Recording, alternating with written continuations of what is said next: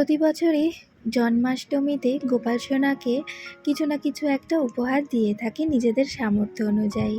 তো এই বছরও সেই রকমই বাজারে গিয়েছিলাম গোপাল সোনার জন্য উপহার কিনতে।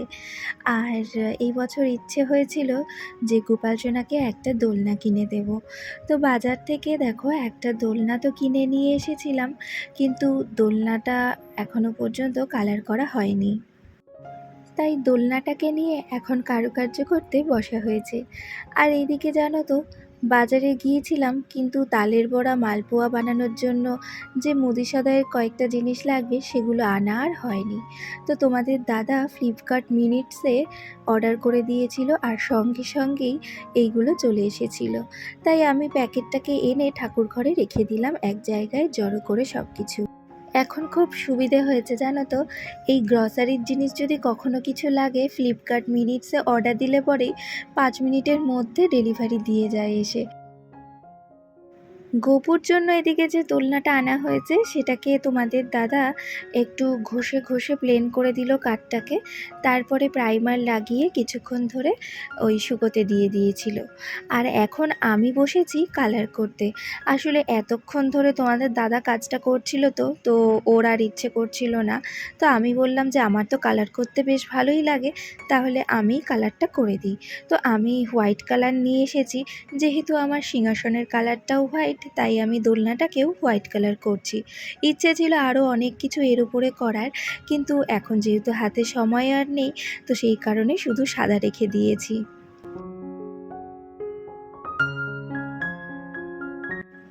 জন্মাষ্টমীর প্রস্তুতি পর্ব সারতে সারতে অনেকটা রাতও হয়ে গিয়েছিল। তবুও মনে করলাম যে না, বিছানার চাদরটা চেঞ্জ করে দিই। তো জন্মাষ্টমী যেহেতু, তো একটু ভালো একটা চাদর পাতলে পরে ভালো লাগে দেখতে। আর তাছাড়াও অনেক দিন হয়ে গিয়েছিল আগের চাদরটা, তো সেই কারণে তুলে দিলাম। আর সকালবেলায় যদি এই কাজটা আমি করতে যেতাম তো অনেক দেরি হয়ে যেত, যেহেতু জন্মাষ্টমীতে পুজো করব। তো সেই কারণে এই সব কাজে যদি সময়টা নষ্ট করি তাহলে আমারই পুজো দিতে দেরি হয়ে যাবে।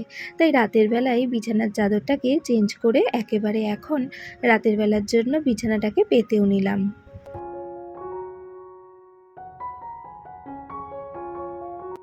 এদিকে আবার কি হলো জানো তো, গোপাল সোনাকে জন্মাষ্টমীতে যেহেতু তালের বড়া আর মালপোয়া বানিয়ে দেব, তো তার জন্য বাসনকোসনের তো কিছু দরকার। তো বাসনকোসন না আমি বের করতেই ভুলে গিয়েছিলাম। হঠাৎ করে মনে পড়লো যে মা, আমি তো বাসনকোসন বের করিনি কিছু। আর আমার ঠাকুরের বাসনকোসনগুলো বেশিরভাগটাই না এই বক্স খাটের ভেতরে থাকে। আর যেই পাল্লাটার ভেতরে থাকে, তো সেই পাল্লাটা না এই সাইড টেবিলটা থাকার ফলে না ঠিকমতো খোলা যায় না। তো সেই কারণে বেড সাইড টেবিলটাকে সরিয়ে বক্স খাটের পাল্লাটাকে খুলে বাসনকোসন বের করে নিয়েছিলাম। তারপরে একবারে একটু ধুলো ময়লাগুলোকে পরিষ্কার করে আবার সাইড টেবিলটাকে ঠিক জায়গায় রেখে দিলাম। আর বাসনকোসনগুলো সব এক জায়গায় জড়ো করে রাখলাম, পরের দিন সকালবেলায় মেজে ধুয়ে নেব।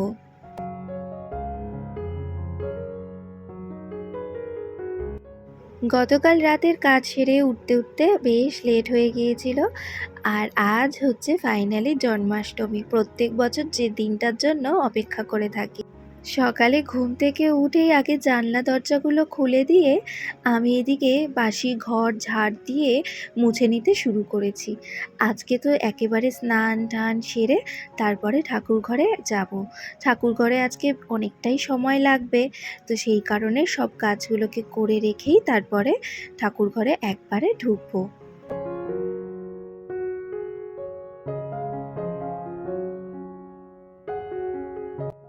তো সকাল করেই বাসি ঘর দোয়ার সব মুছে আরও যে কিছু কাজ ছিল সেগুলোকে সেরে আমি মাথাটা ঘষে স্নান করে এলাম। বেশ কিছুদিন ধরে জানো তো আমি গুঁড়ো সিঁদুরটা ইউজ করছি। এমনিতে তো লিকুইড সিঁদুর ব্যবহার করি, তবে এই এখন কয়েকদিন ধরে এই লিকুইড সিঁদুর বাদ দিয়ে এই গুঁড়ো সিঁদুর পরতে বেশ ভালো লাগে। প্রতিবারই পুজোর সময় কেউ না কেউ জানো তো আলতা সিঁদুর দিয়েই থাকে। তো সিঁদুরগুলো পড়ে পড়ে থেকে থেকে না এক্সপায়ার হয়ে যায়। তো সেই কারণে এখন বেশ কিছুদিন ধরে যেহেতু ভালোও লাগছে গুঁড়ো সিঁদুর পরতে, আর তাই বের করে নিয়েছিলাম সিঁদুরের কৌটো। তো সিঁদুর পরে এদিকে আমি আবার চলে এলাম বাইরে ছাদে জামাকাপড় কটা মেলতে। তো জামাকাপড় তো কেচেছি স্নানের সময় কিছু, তো সেই জামাকাপড়গুলোকেই মেলে দিচ্ছি এখন। বাইরে খুব রোদ উঠেছে, তাড়াতাড়ি শুকিয়েও যাবে। স্নানের আগে সব কাজ সারা হয়ে গেছে, এবার চলে এসেছি ঠাকুর ঘরে। এখন এক এক করে সব ঠাকুরগুলোকে স্নান করিয়ে নিচ্ছি, আবার কিছু কিছু ঠাকুরের ফটো যেগুলো রয়েছে সেইগুলোকেও মুছে নিলাম। তো প্রত্যেকবারই জন্মাষ্টমীতে যখন গোপু সোনার জন্য জামা কিনি, তো আমার যেহেতু গণেশজি রয়েছে, তো গণেশজির জন্য একটা ধুতি কিনে এনেছিলাম। তো সেই নতুন ধুতিটা পরিয়ে সাজুগুজু করেই দিয়েছি। আর এবার এখন জন্মাষ্টমীতে গোপাল সোনাকে যে জায়গাটায় বসাবো সেই জায়গাটা না অল্প করে ডেকোরেশন করে নিচ্ছি। ব্যাকগ্রাউন্ডে আর মেঝেতে আমি গ্রাস ম্যাট ব্যবহার করেছি, আর কিছু ফুলও দিয়ে দিয়েছি পেছন সাইডটা। আর যে দোলনাটা গতকাল রাতের বেলায় রং করেছিলাম, তো সেই দোলনাটা শুকিয়ে গেছে রংটা, তো দোলনাটাকেও বসিয়ে দিলাম। সত্যি কথা বলতে কি, আগে থেকে এত কিছু না ভেবে রাখিনি যে কি ডেকোরেশন করব, কিভাবে কি সাজাবো। তো হঠাৎ করেই মাথায় চলে এলো যে এইভাবে সাজালে বোধহয় ভালো লাগবে দেখতে ব্যাকগ্রাউন্ডটা। সাজানো কমপ্লিট হয়ে যাওয়ার পর এখন গোপাল সোনার অভিষেক করে নিচ্ছি। ঘি মধু মাখিয়ে নিয়েছিলাম, তারপরে দুধ দিয়ে আর গঙ্গা জল দিয়ে স্নান করিয়ে নিলাম। স্নানের পর গোপাল সোনার জন্য যে নতুন জামাটা কিনে এনেছিলাম সেটা প্যাকেট থেকে বার করে নিলাম। তো এই বছর লাল আর সাদার মধ্যে একটা সুন্দর ড্রেস নিয়ে এসেছিলাম। তো গোপাল সোনাকে পরে কেমন লাগছে সেটা তোমরা এখনই দেখতে পারবে।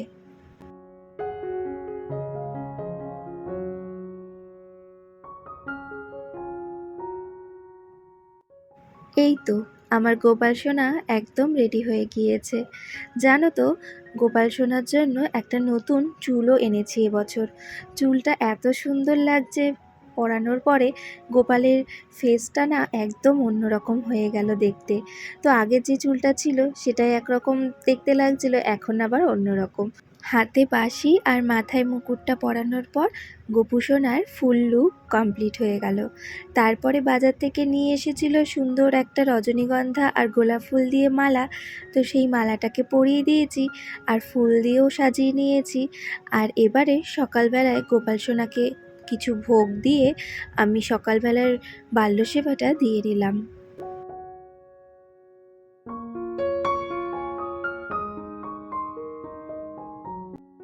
সকালের পুজোটা কমপ্লিট হয়ে যাওয়ার পরেই বসে পড়েছি এখন মালপোয়া বানানোর জন্য। যা যা উপকরণ দরকার সেগুলো একসঙ্গে একটা পাত্রে মিশিয়ে নিয়েছি। তো এরপরে জল দিয়ে দিয়ে ভালো করে একটা ঘন ব্যাটার বানিয়ে নিচ্ছি। তো তারপরেই মালপোয়া ভাজাটাকে শুরু করে দেব।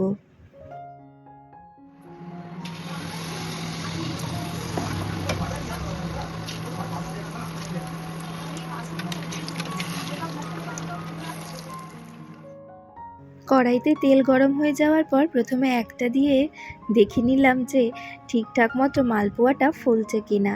তো তারপরে দেখলাম যে না, ঠিকই আছে। তারপরে তিনটে তিনটে করে ভাজা শুরু করেছি। মালপোয়া, তালের বড়া এইসব রান্নাবান্নায় না আমি খুব একটা এক্সপার্ট একদমই নই। আমার ভীষণ মনের মধ্যে ভয় চলছিল যে ঠিকমতো সব কিছু হবে তো। তো ঠাকুরের কৃপায় মোটামুটি সব কিছু আয়োজন ঠিকঠাক মতো করতে পেরেছি শেষ পর্যন্ত। ঠাকুর ঘরের সামনেই যে ছোট্ট ঘরটা রয়েছে সেই ছোট্ট ঘরের একটা সাইডে জানো তো আমি নিরামিষ রান্নাবান্না করার জন্য একটা ব্যবস্থা করেছি। তো এটা একটা বলতে পারো মিনি কিচেনের মতো। তো সেখানে আমি যখন চা খেতে ইচ্ছা করে টুকটাক তো চা বানিয়ে খাই। রান্নাঘরটা তো যেহেতু নিচে, তো সেই কারণে সবসময় যেতে পারি না। তো ইচ্ছে করলে পরে এখানে একটু চা বানিয়ে খাওয়া হয়। আর এইখানেই আমি আজকে গোপাল সোনার জন্য ভোগ রান্না করলাম। মালপোয়াটাকে ভেজে নেওয়ার পর এবার তালের বড়ার জন্য প্রস্তুতি শুরু করেছিলাম। তো তালটাকে ছাড়িয়ে তো তালের পাল্পটাকে বের করে নিলাম। তারপরে এর মধ্যে যা যা লাগে দিতে উপকরণ তো সেগুলোকে মিশিয়ে নিচ্ছি এখন ভালো করে। তারপরে এখন কড়াইতে তেল গরম করে বড়াগুলোকে ভাজতে শুরু করে দিয়েছি। বড়াটা ভাজা হয়ে গেলেই জানো তো শুধুমাত্র এবার একটু ফল কাটবো, তারপরে সুন্দর করে সমস্ত প্লেট থালার মধ্যে সাজিয়ে সব কিছু দেবো গোপুসোনার সামনে। তো এইটুকুই বাকি আছে কাজ। তো এর মধ্যেই আমি এবার চলে যাব রেডি হতে একটু। খুবই সামান্য আয়োজন করেছি আর এখন রেডি হয়ে গেছি, পুজোয় বসবো এবার। তো ঠাকুরকে সব কিছু গুছিয়ে যতক্ষণ না দিতে পারি না ততক্ষণ শান্তি হয় না। তো এবারে পুজোটা শুরু করবো। আর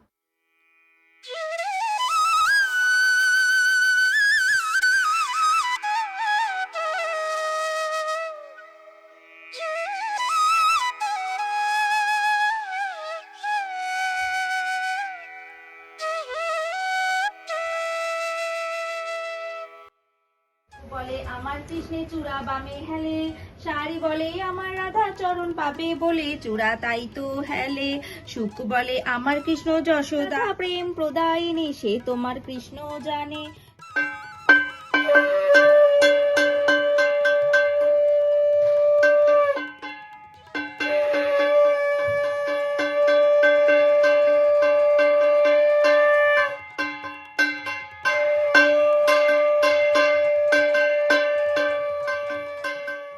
খুবই সামান্য আয়োজন করেছি আমার গোপুসোনার জন্য।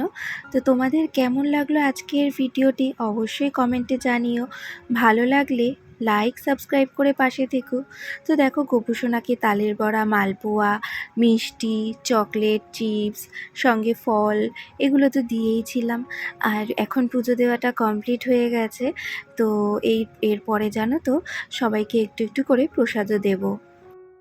তো বন্ধুরা, আমার আজকের ব্লগটি এত পর্যন্তই থাকলো। তোমাদের সঙ্গে আবার নেক্সট ভিডিওতে দেখা করছি খুব তাড়াতাড়ি। পুজোর পর এখন বাবু চলছে ওর বাবার সাথে একটু সবাইকে প্রসাদ দিতে। তো চলো তোমাদের সাথে দেখা করছি নেক্সট ভিডিওতে, ততক্ষণ সবাই ভালো থেকো।